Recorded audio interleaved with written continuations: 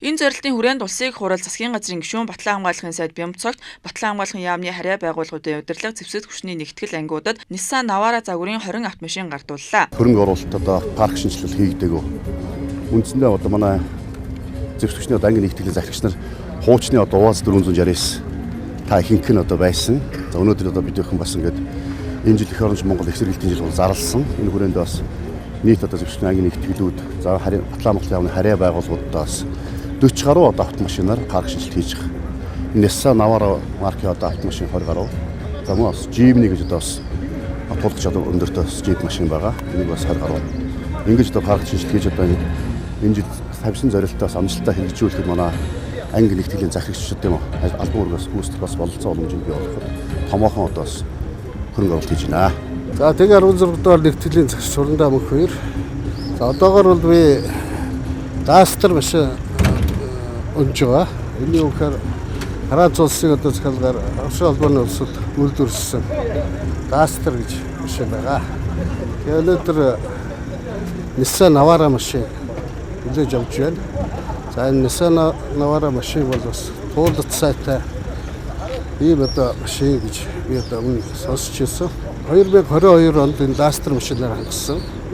Би 42 дугаар ангийн зөвшөөрч байсан. Мөн одоо Duster машиныг өгч ирсэн. Дараа нь тэгээ 16 дугаар нэгтгэж шилжсэн. За мөн одоо төрөлжийнхаа захирчаас Duster машиныг хүлээж авч одоогоор одоо хийж байгаа.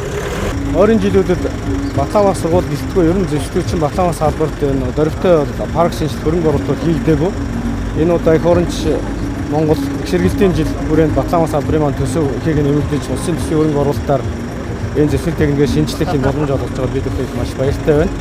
Энэ туулгач чадвар сайтай техникээр хангаснаар одоо анги байгууллагын бэлэн байдал, цэргийн удирдлага, өдөртний үйл ажиллагаа хэвээр явуулах нөхцөл бүрдэх маш том түлхэж болох ийм асуудалтай гэж үзэж байна.